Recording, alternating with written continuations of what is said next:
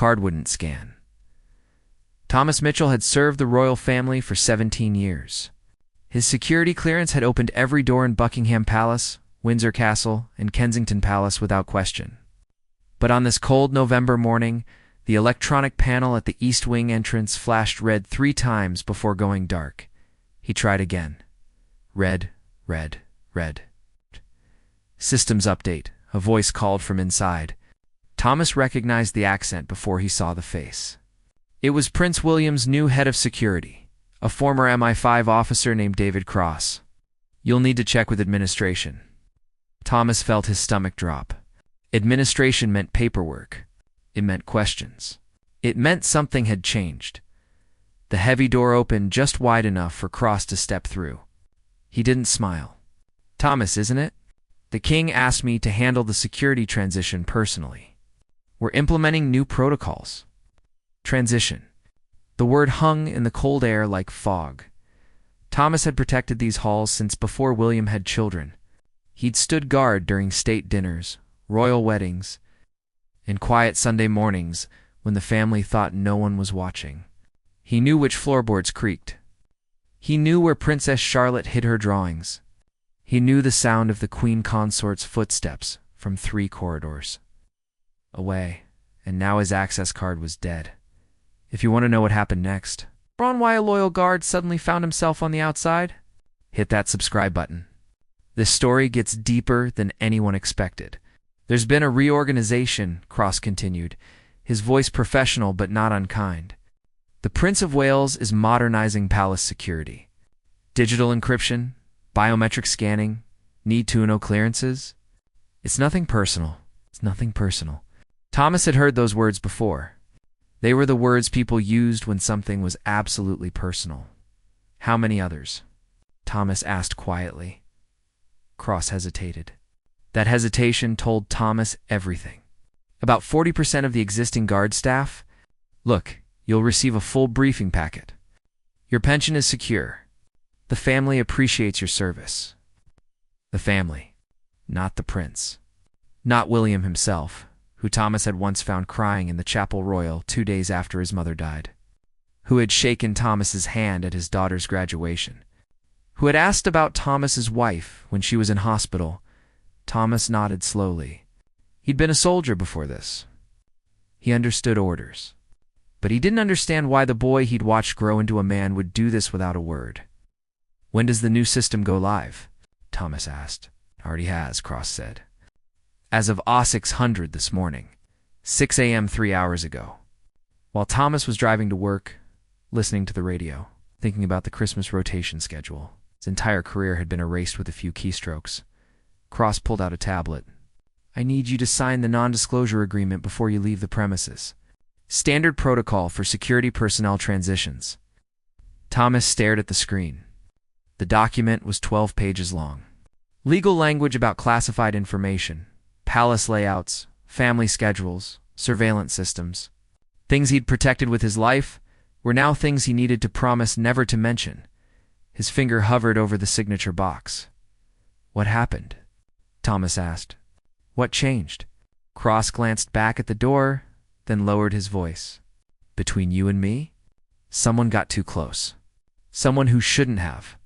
The prince is making sure it never happens again." The words sent ice down Thomas's spine. Because 3 weeks ago, Thomas had filed a report. A minor incident, he'd thought. A contractor who seemed too interested in the family's private schedule. A maintenance worker asking questions about the children's routines.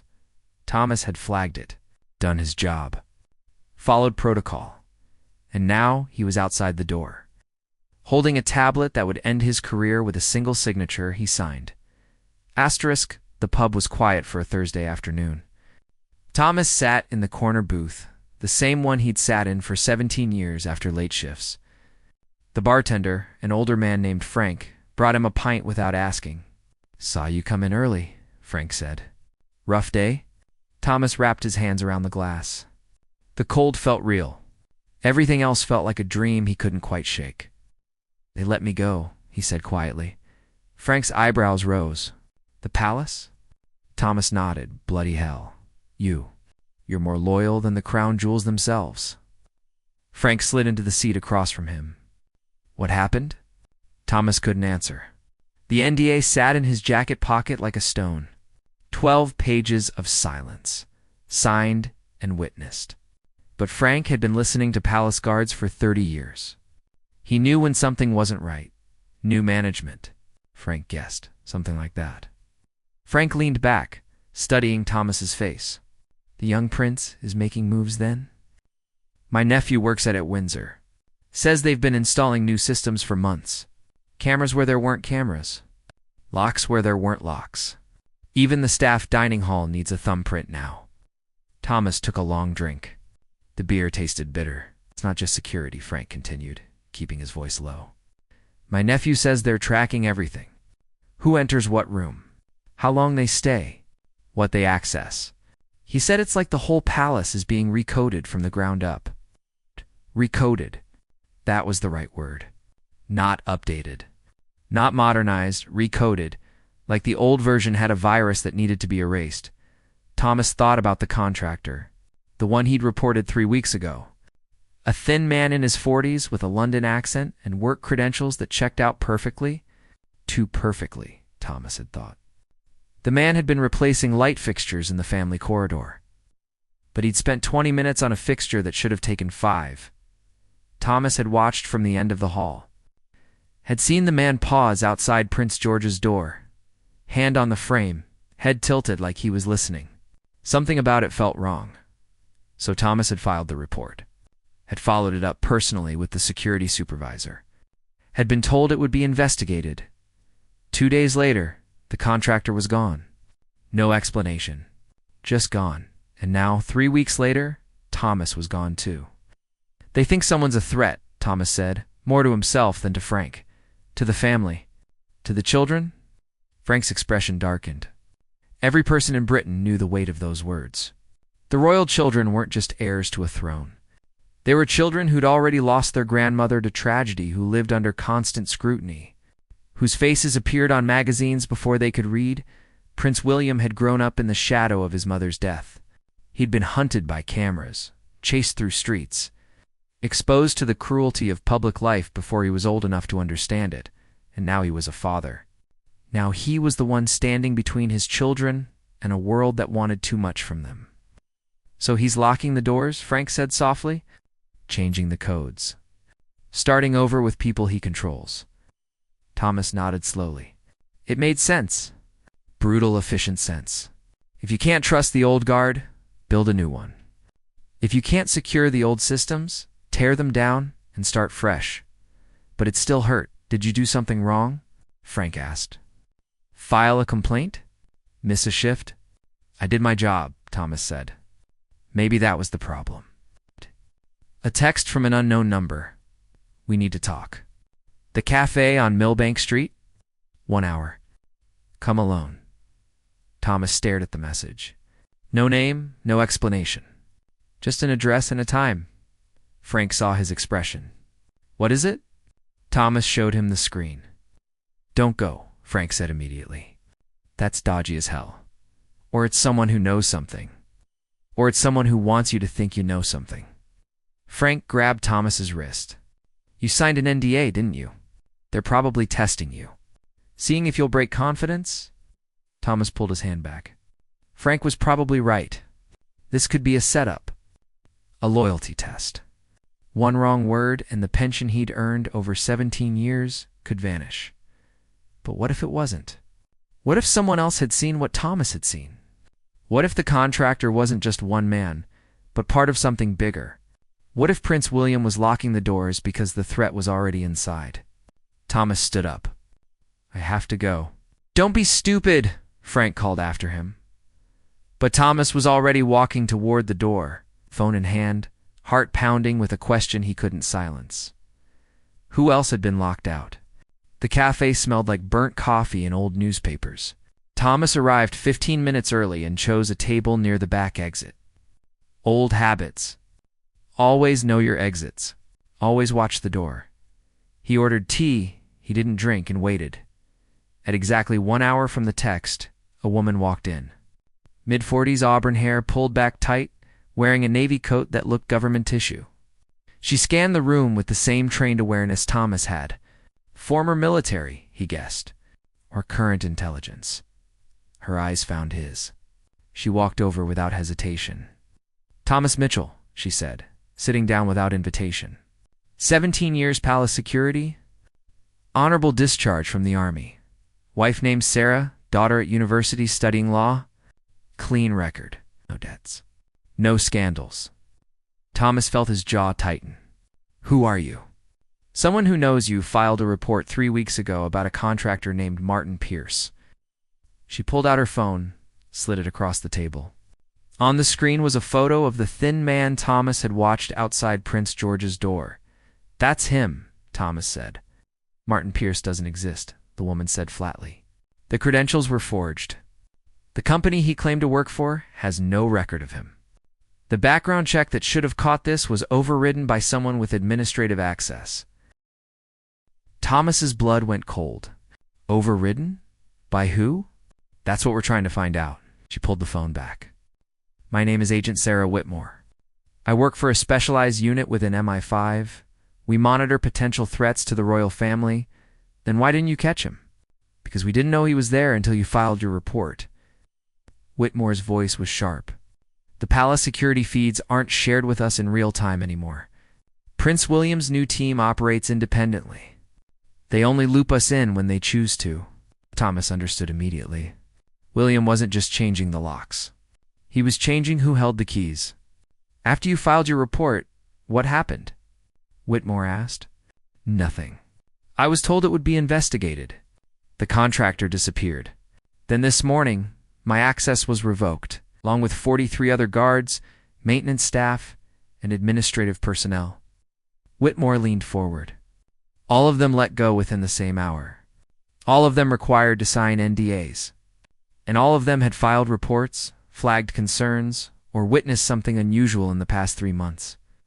The weight of that settled over Thomas like fog. 44 people. All silenced. All removed." "Why?" Thomas asked. "If we were doing our jobs, why punish us?" "Because someone doesn't want those reports investigated," Whitmore said. "Or someone doesn't want you around when they figure out what Martin Pierce was really doing in that corridor." Thomas remembered the way Pierce had stood outside George's door. Hand on the frame, head tilted, like he was measuring, or listening, or installing something. "You think he planted something?" Thomas said. "I think he had 17 minutes of unsupervised access to a hallway where 3 royal children sleep." Whitmore's eyes were hard.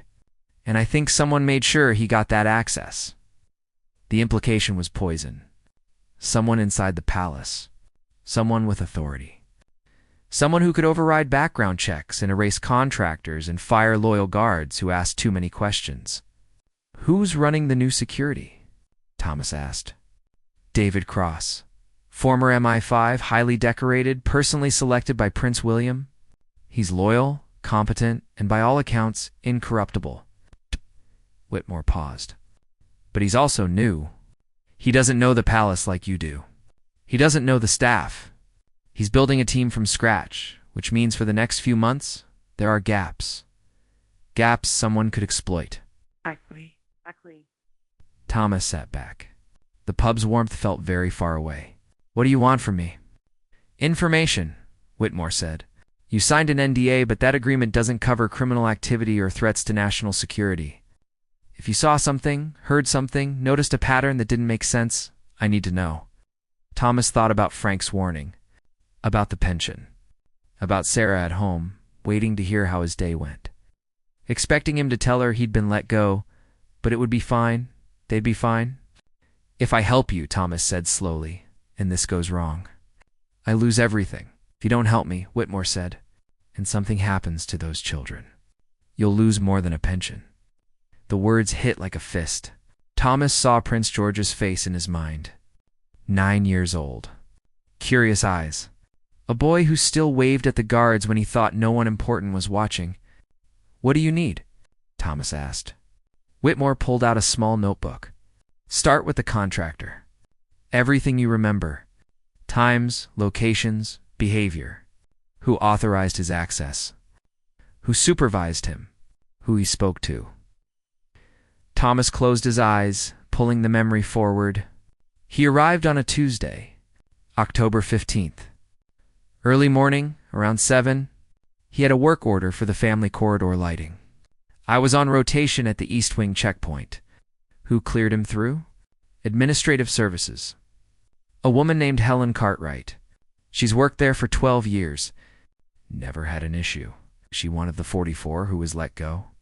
Thomas opened his eyes. Yes, Whitmore wrote quickly. Go on. He worked alone. Most contractors work in pairs for palace jobs, but he was alone. I asked him about it. He said his partner called in sick. Thomas paused, remembering. But he didn't seem bothered. Most people are nervous in the palace. They watch where they step. They're careful. He wasn't nervous. Confident. Comfortable, Thomas corrected. Like he'd been there before. Whitmore looked up sharply. Had he? I don't know. I only saw him that one day. But when he moved through the corridors, he didn't hesitate. Didn't check signs. Knew exactly where he was going. Did he have electronic access, or was he escorted? Thomas felt sick. He had a temporary access card. I saw him use it, so he could move freely. Within the authorized zones, yes. Whitmore's pen stopped. Who issues temporary access cards? Thomas knew the answer. Knew it before she asked? Security Administration. It requires approval from the head of security. And 3 weeks ago, the head of security had been a man named Robert Gaines. A man who'd worked for the family for 25 years. A man who was also part of the 40-4. Robert Gaines lived in a modest flat in Putney, a 40-minute drive from the palace. Thomas had been there once before, years ago, for a retirement party for another guard. He remembered a comfortable home filled with photos of grandchildren and service medals in frames. Now, he stood outside that same building at 8 in the evening, rain soaking through his jacket, wondering if he was making the biggest mistake of his life. Whitmore had given him a phone number. Encrypted messaging. She'd told him to be careful, to trust no one, to report anything unusual. But she hadn't told him to visit Robert Gaines. Thomas pressed the buzzer. No answer. He tried again. On the third try, a tired voice crackled through the speaker. Who is it? It's Thomas Mitchell, sir. I need to talk to you. A long pause. Then the door buzzed open. Gaines was waiting in the hallway outside his flat. He looked older than Thomas remembered. Thinner. The kind of thin that came from stress, not age. Shouldn't be here, Gaines said. I know. But I need to understand what happened.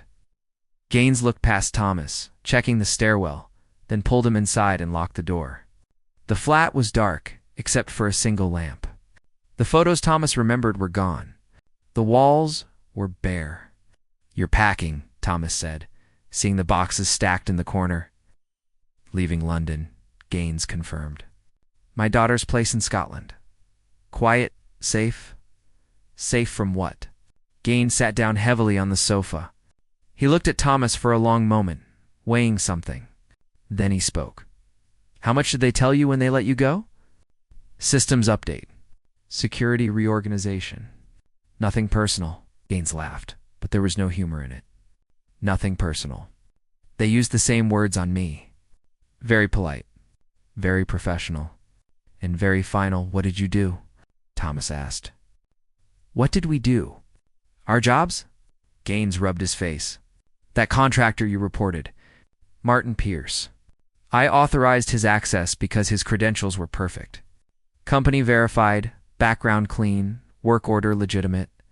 Everything checked out. Except it was all fake. I know that now. But I didn't know it then. Gaines stood, paced to the window, looked out at the rain. After you filed your report, I started digging. Asked questions. Requested the original work order. Contacted the company directly, and the next day I was called into a meeting with the prince's new security chief, David Cross. He told me there had been an internal investigation, that the contractor had been identified and removed. Case closed. But you didn't believe him? I believed him about the contractor being removed. I didn't believe it was over. Gaines turned to face Thomas. Because 2 days after that meeting, I found something on my computer. A file I didn't put there. Security footage from the family corridor. From the day Pierce was there, Thomas's pulse quickened. What was on it? Pierce working on the lights. Exactly what he was supposed to be doing. Except the footage had been edited. I could see the timestamps jumping. 3 minutes missing here, 5 minutes there. Someone had cut pieces out. The 17 minutes, Thomas said quietly. Exactly. Someone removed the parts that mattered. Gaines pulled a USB drive from his pocket. But they didn't know I have access to the backup servers. The ones that archive everything before it can be edited. He handed the drive to Thomas. It was small, black, unremarkable, and it felt like holding a bomb. I saved the original footage, Gaines said. What Pierce was really doing? Thomas wanted to ask, but his throat was too tight. Gaines continued. He wasn't just changing lights. He was installing devices. Small, nearly invisible. In the ceiling panels, behind the fixtures. I counted 4 in the footage I reviewed. What kind of devices? Surveillance. Audio, possibly video. Professional grade. The kind intelligence services use. The room seemed to tilt. Thomas sat down before his legs gave out. Someone was bugging the Royal Children's Corridor, Thomas said. Someone with enough access to forge credentials, override security checks, and edit palace footage. Yes. And when you found out, they fired you. They fired everyone who might have noticed. Everyone who filed reports, asked questions, or had access to the right systems. Gaines sat back down. But here's what I can't figure out. David Cross is clean. I've known men like him my whole career. He's not dirty. Which means either he doesn't know, or Prince William doesn't know, Thomas finished. The implication hung between them like smoke.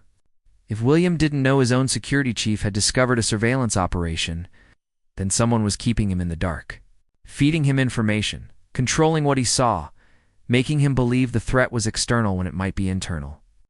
Why are you telling me this? Thomas asked, holding up the USB drive. You could have disappeared to Scotland, kept quiet, protected yourself. Because I spent 25 years protecting that family, Gaines said. And if something happens to those children, because I stayed silent, I won't be able to live with myself. Thomas looked at the drive in his hand. Evidence of a conspiracy? Proof that someone had compromised palace security at the highest level. The kind of information that could save lives or destroy them. What do you want me to do with this? Give it to someone who can use it.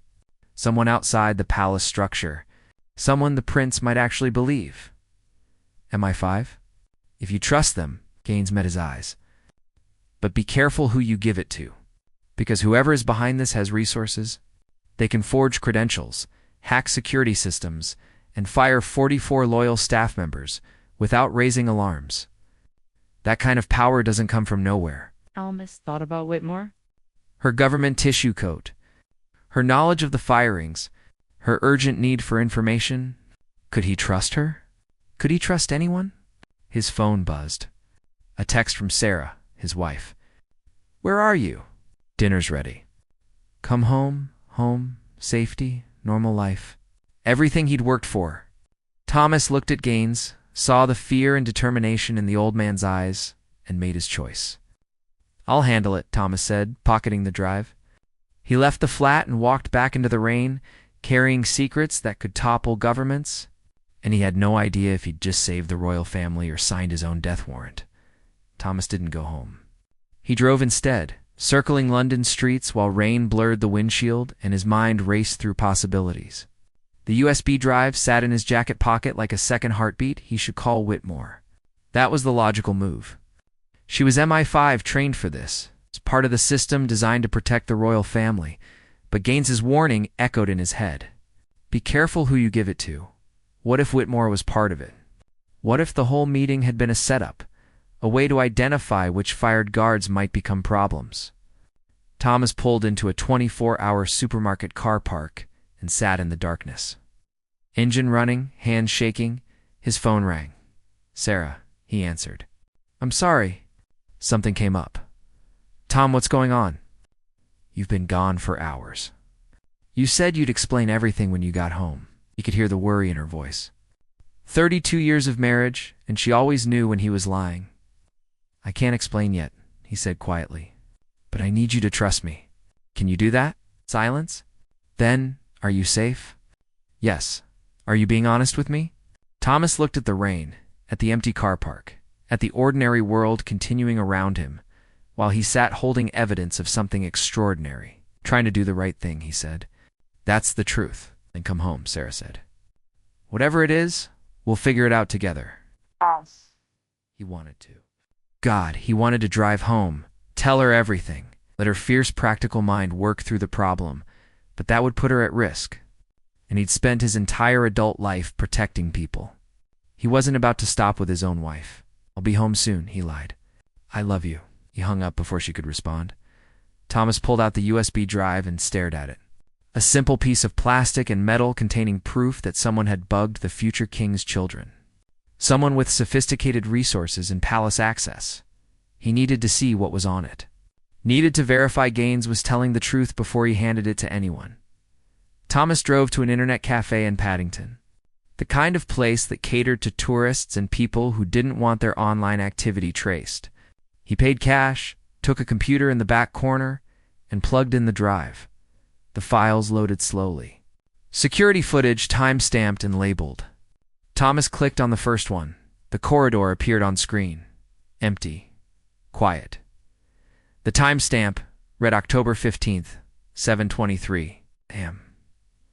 Then Martin Pierce entered the frame, carrying a toolbox and ladder. He moved exactly as Thomas remembered. Confident, purposeful. He set up the ladder. Beneath a ceiling panel and climbed. For 2 minutes he appeared to work normally. Unscrewing the panel, reaching inside, adjusting something. Standard maintenance. Then his movements changed. Pierce pulled something from his pocket. Small, cylindrical, no bigger than a pen. He glanced down the corridor, checking for witnesses, then attached the device to the inside of the ceiling panel with careful precision. Thomas watched. Stomach churning as Pierce installed 3 more devices in different locations. Each time, the same careful placement, the same quick glance to ensure he was alone. The footage showed exactly what Gaines had described. Professional surveillance equipment, hidden where no one would think to look. Thomas clicked on the next file. Different angle, same corridor. This one showed Pierce standing outside Prince George's door, hand on the frame. Exactly as Thomas had witnessed, but the footage revealed what Thomas hadn't seen from his position at the corridor's end. Pierce wasn't just standing there. He was drilling. A tiny hole, barely visible at the top corner of the doorframe. Then he was inserting something. Another device. The camera wasn't just in the corridor. It was aimed at the room where a 9-year-old boy slept. Thomas felt rage build in his chest, hot and pure. This wasn't politics. This wasn't palace intrigue. This was a violation of a child's safety. He clicked through more files. Found footage from other dates, other corridors, other contractors Thomas didn't recognize, installing more devices. This wasn't one man. This was a coordinated operation.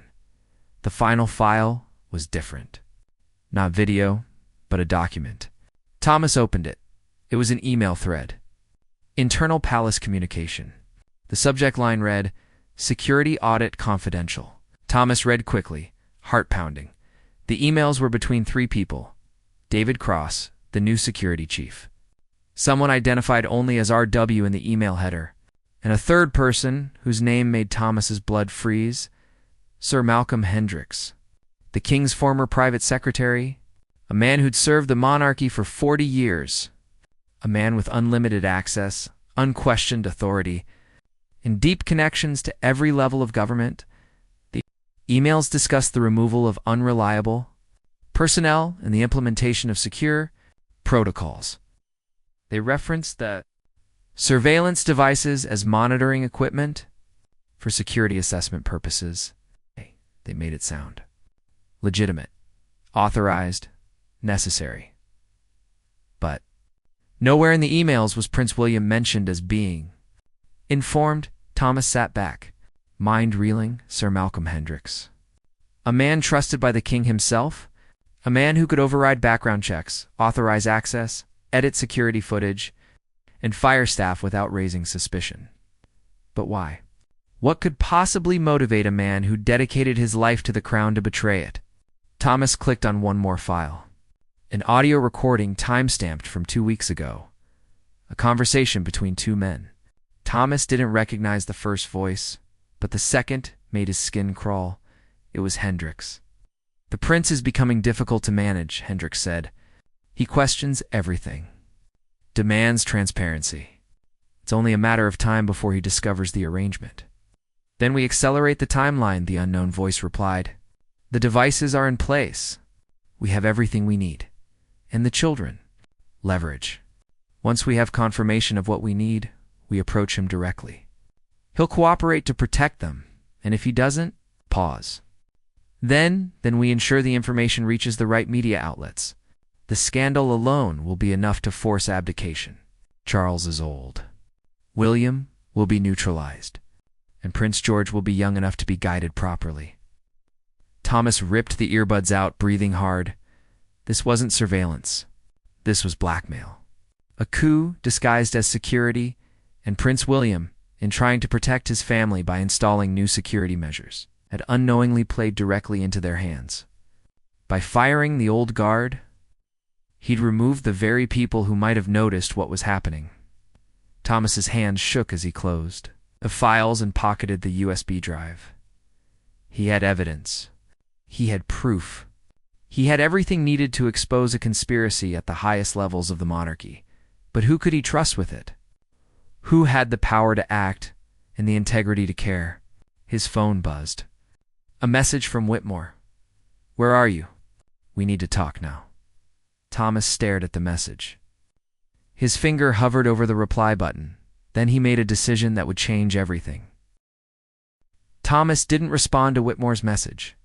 Instead, he drove to Kensington Palace and parked outside the main gates, hands gripping the steering wheel. Watching the security lights pierce through the rain, the USB drive felt heavy in his pocket.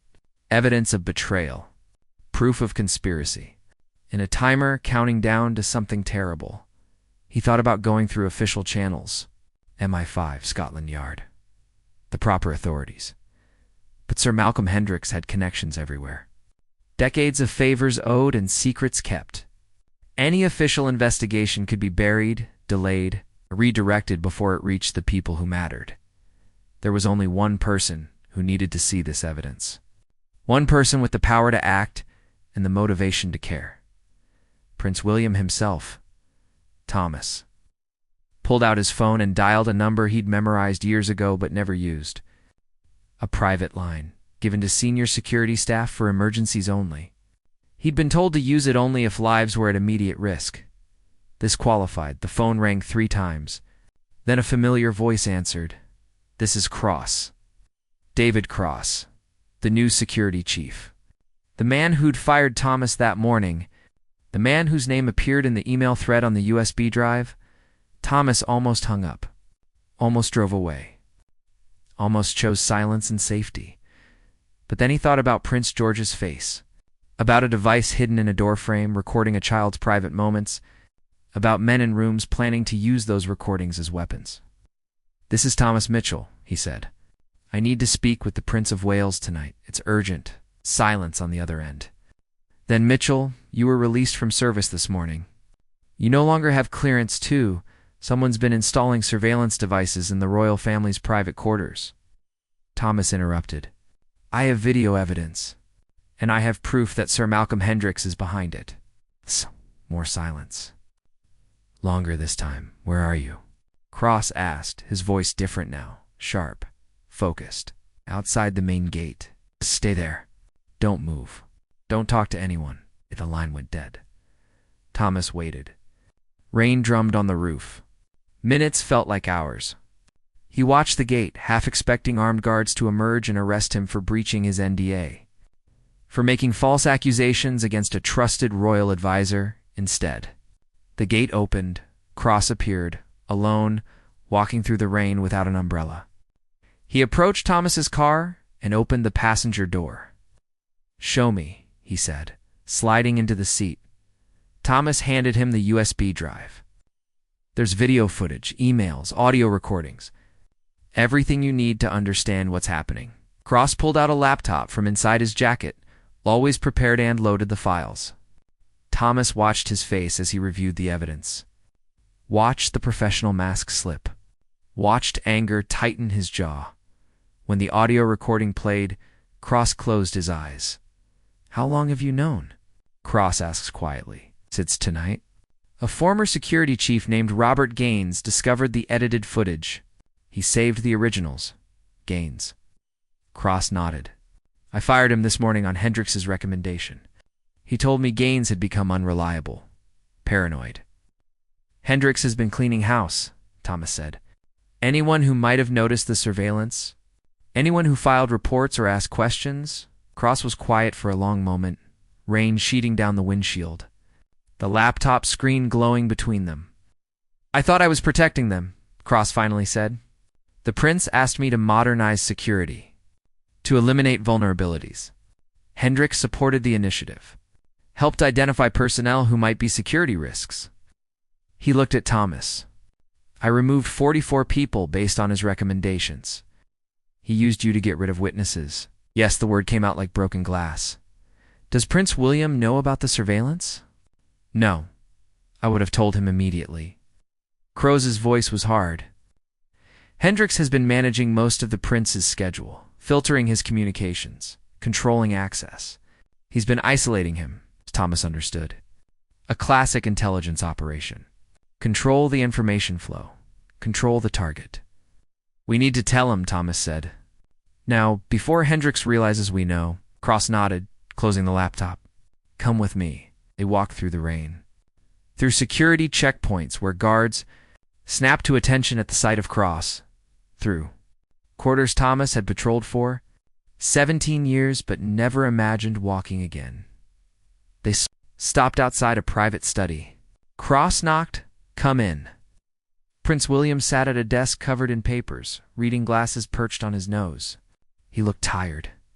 Older than his years, the weight of responsibility visible in every line of his face. He looked up, saw Thomas, and his expression shifted to confusion. "David, I thought Mr. Mitchell was released this morning." "He was, sir," Cross said. "But he's brought something to my attention that requires your immediate review." William removed his glasses. "What is it?" Cross handed him the laptop. "Security footage from the family corridor. October 15th. Please watch." Thomas watched the prince's face as he reviewed the evidence.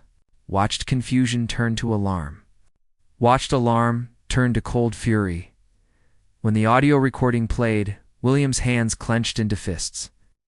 "Sir Malcolm," he said quietly. "My father's most trusted advisor." "Yes, sir," Cross confirmed. William stood pacing to the window, looking out at the darkness. "How extensive is this?" "We don't know yet," Cross said. "But based on the footage, there are devices throughout the family quarters, audio and visual surveillance of my children." "Yes, sir." The silence stretched. Thomas could see the prince processing, calculating, making the shift from father to future king. When William turned back, his face was composed, determined. "We removed the devices tonight," he said. "Quietly. No announcements. Then we bring Hendrix in for questioning. He'll deny everything," Cross said. "Claim the evidence is fabricated. Then we'll have experts verify it."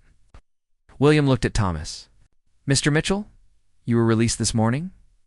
You had no obligation to bring this forward. You could have walked away." "I couldn't, sir," Thomas said simply. "Not when your family was at risk." William studied him for a long moment. Then he extended his hand. "Thank you. For your service, for your loyalty, and for your courage." Thomas shook his hand, feeling 17 years of dedication recognized in that single gesture. "David, reinstate Mr. Mitchell immediately," William said, "and compile a list of everyone else who was released today.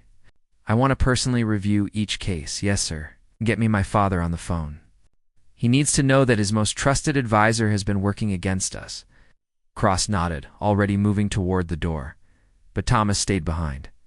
"Sir, there's one more thing." William turned.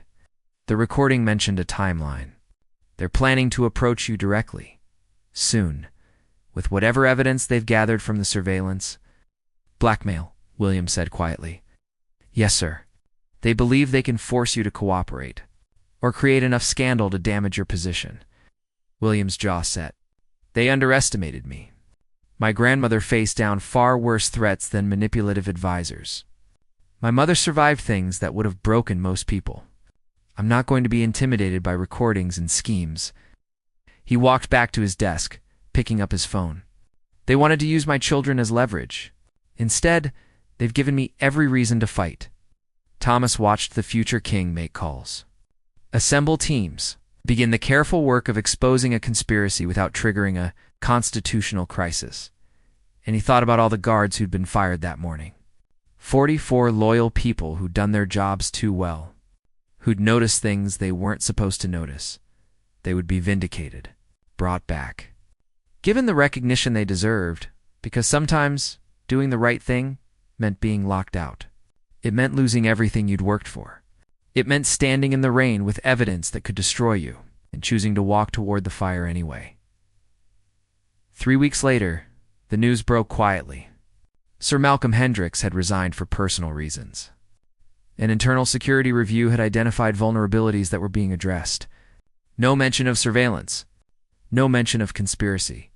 But Thomas, back at his post in the East Wing, watched Prince William walk past with his children, saw the way the prince's hand rested protectively on Prince George's shoulder, and understood some victories don't need headlines.